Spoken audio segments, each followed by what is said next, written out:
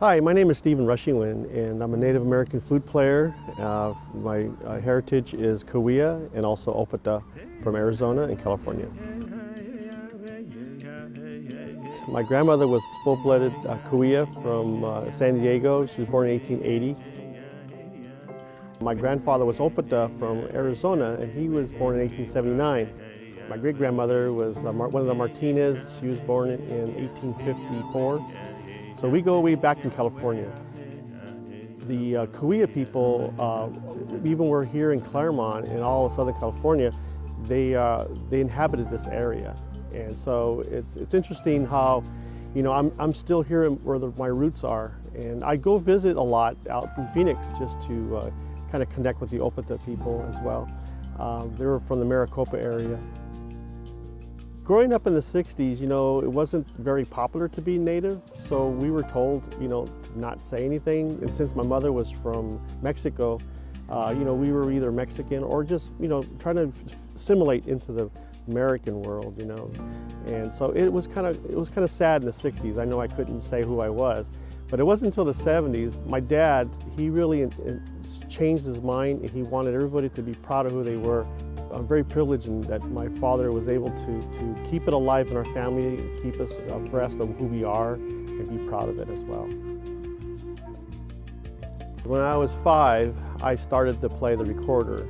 As I got older, when I went to grade school, we were not a very wealthy family, so we were on the poorer side. So when it came to music, which I love music so much, when it came to the classes in school, I wanted to be a trumpet player.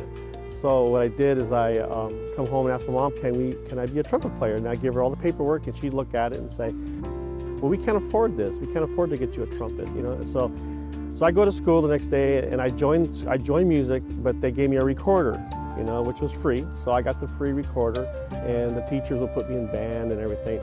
So then the following year, I do the same thing. I did that every year, begging to play something else, like the trumpet. Every year, the recorder. So by the time I got into 7th, 8th grade, I just gave up and said, okay, I guess I'm a flute player. So I played the flute for many years, and then as I got older, I got out of it, got into guitar music and played in the band, did all that. And then it wasn't until like my early 40s that I discovered the Native American flute. And I realized that there was something else that was touching my heart and my soul. And so it took me off into a different direction. I'm actually a painter. I paint fine art, and I had a lot of commissions, and basically that was what I was doing at the time. When I first started to play the flute, it was interesting because I would paint a painting, and I would sit there and I would play the flute to the painting, giving it some kind of a blessing. But now the flute has become so entwined in my life that it's part of my breathing. It touches my soul.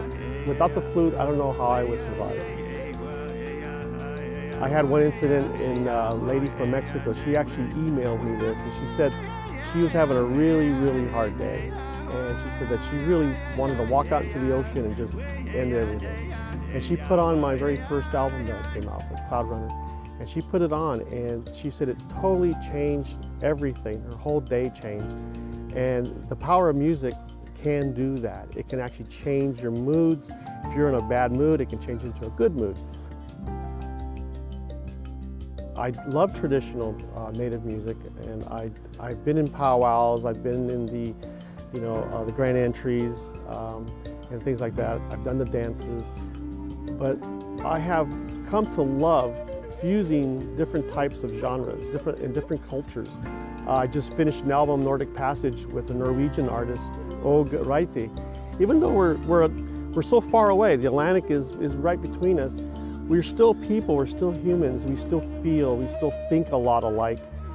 Don't get me wrong, there's nothing wrong with traditional music. I still play traditional music, but I want to be able to take this flute, show the world that we can, as Native people, can be more versatile in many, many ways.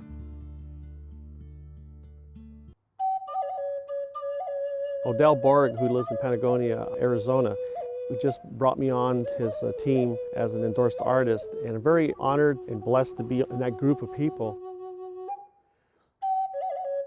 High Spirit flutes are sold worldwide. I mean, he is the largest flute maker in the world. We're talking about working on an album. There's a lot of future plans coming up with Odell, and I'm really happy and proud of that, and can't wait to get all these projects started with him. My inspiration comes from many things. Sometimes the inspiration will come as a form of trees moving, birds flying in the air, watching a river go by, listening to it, or the waves of an ocean, seagulls flying over. People, culture. I want the listener to feel, even though the world has some craziness in it, it's going to be okay. You know, we still have music, we still have life, we still have the breath of life. Our Creator gave us a lot of wonderful things, a lot of positive things. We're so bombarded with negativity in the world. The impact I want people to walk away with is the fact that we do have hope, and this is a beautiful world, and the cultures are beautiful, and I want people to feel that.